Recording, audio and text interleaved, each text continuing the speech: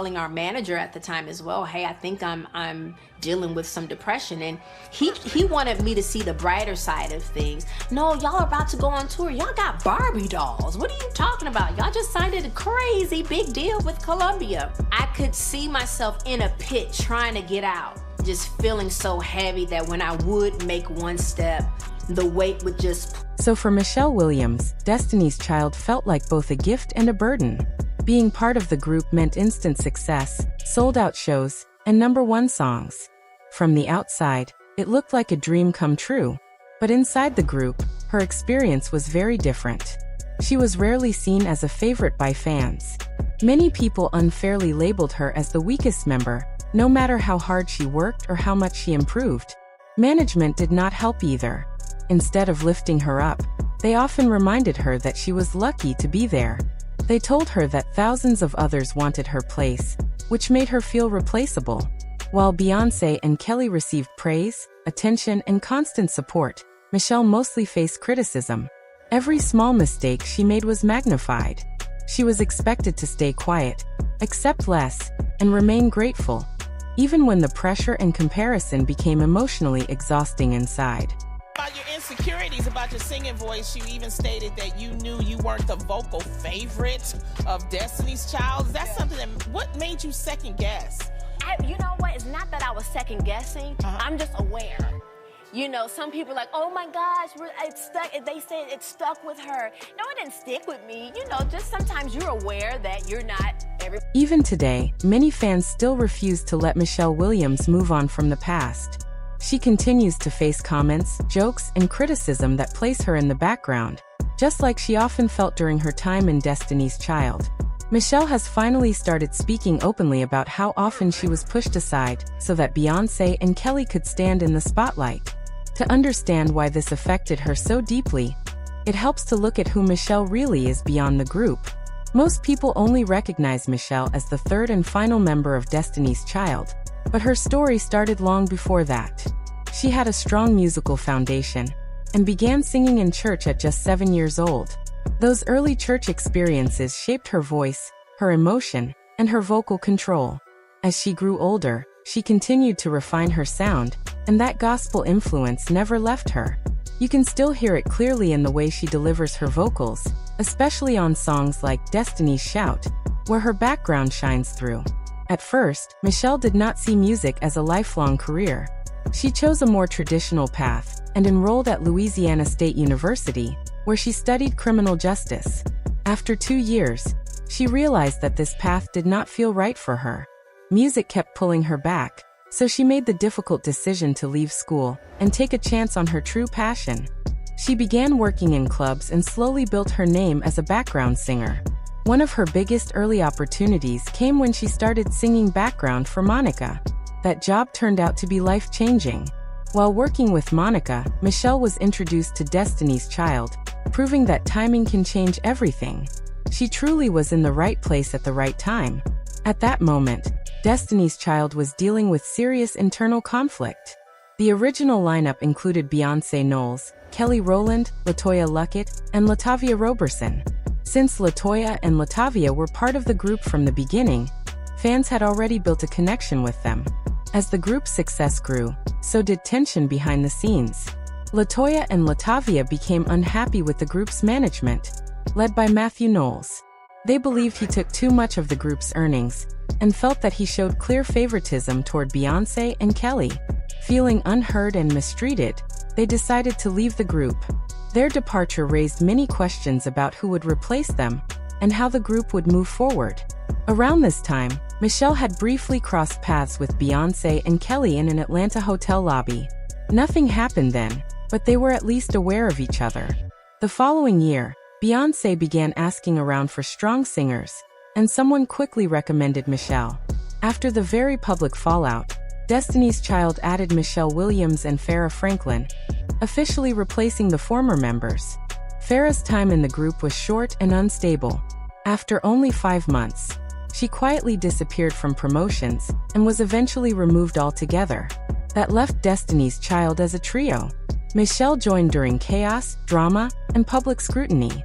Fans did not know her, and she did not share the same training background as Beyoncé and Kelly. She was still finding her footing, which made her an easy target for misunderstanding and unfair judgment from the start. I got into Destiny's Child. It was a moving train. So I was learning as I was going, right? I didn't have a lot of the media training and the development that Beyoncé and Kelly had. I came in that group a team player. I came in that group, what do y'all need me to do? Because I knew of these girls who had a dream and an aspect of that didn't work out. How can I come in and help us win? So I always feel like regardless, throughout the years, regardless of what has been written about me, whatever is said about me, I knew my mission and we had an agreement. We're here to win. When Michelle Williams joined Destiny's Child, the group already had a strong and loyal fan base. Many fans were still emotional about the lineup change and missed the original members, but most of them simply wanted the group to succeed. Michelle understood the pressure she was stepping into, and instead of fighting it, she focused on her work. She kept her head down, stayed professional, and gave the group her full effort from day one. She built a solid working relationship with both Beyoncé and Kelly, which slowly grew into a real sisterhood. Michelle showed up prepared, sang her parts exactly as needed, and remained cooperative with management and the team. She never tried to outshine anyone. Instead, she played her role and helped strengthen the group as a whole. Not long after, the trio released Independent Women Part 1 for the Charlie's Angels soundtrack. The song was a massive success and proved that Destiny's Child could thrive as a trio. With that momentum, they released the album Survivor, which completely changed their career. The album debuted at #1 on the Billboard chart and sold an estimated 10 million copies worldwide. The group was everywhere, constantly promoting and performing. This era also highlighted Michelle's talent, especially her powerful song bridges. The success of Survivor pushed Destiny's Child to a new level of fame, and for the first time, many people truly began to notice Michelle's contribution and vocal strength. Child stand, but you will not talk bad about Michelle and say that they can have a tour without her. You cannot have a Destiny's Child tour without Michelle. Can you do it without LaToya or Latavia? Yeah, like absolutely. But Michelle, there's absolutely no way that can happen. And Michelle Williams has never met a bridge that she can't cross, okay? That girl was the bridge maker and creator for that. Like there are so many songs that she sung the bridge on that brought it home. But that attention was not always kind. Standing next to Beyoncé and Kelly, Michelle often felt overlooked. Beyoncé was clearly the main entertainer and the face of the group, while Kelly was praised for her beauty and strong vocals.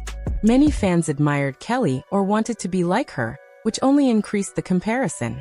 When Michelle stood beside them, the public often assumed she did not measure up. People judged her harshly, saying she did not fit the group's image. They also claimed her singing and dancing were weaker, even when she worked just as hard as the others. Where you at, 106? Like when I fell on live TV, it took me years to be able to watch that because everybody makes such a big deal about it. And I was like, let me rest when I'm over it. Yeah. Okay, it took me a while to get over it. Why do you think it took you a while? Because people acted like I was the only human on the planet To fall. to fall. Also, when Jennifer Lawrence falls on the red carpet, she's more relatable now. Again, I can laugh at it now, you know. I'm reminded of it probably, it used to be every week that somebody would do a meme or something. Oh, come on. Beyoncé and Kelly had been training for this life since they were kids, mastering singing, dancing, and performing. Michelle, on the other hand, stepped into instant success and #1 hits without that same preparation. Her dancing sometimes appeared stiff, and no matter how hard she worked to keep up, fans were quick to highlight her missteps while praising Beyoncé and Kelly. At times, Michelle looked awkward or out of place, but she was adjusting to sudden fame and the intense public scrutiny that came with being in the spotlight.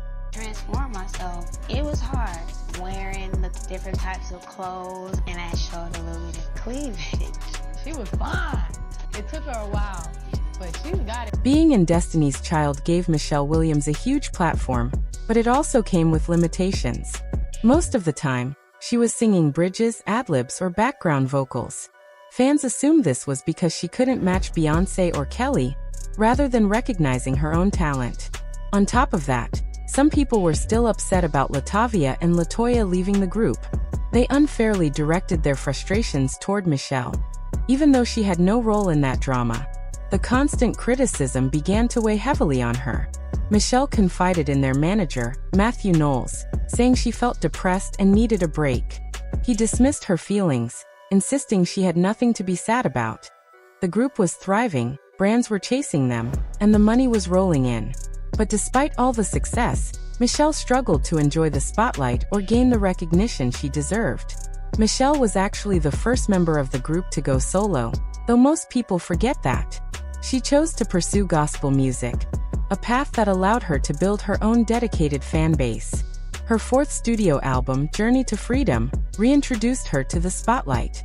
It debuted at number 29 on the Billboard 200, and her song Say Yes, featuring Beyoncé and Kelly, became one of her best-known tracks. Even with her solo success, Michelle often doesn't receive the recognition she deserves.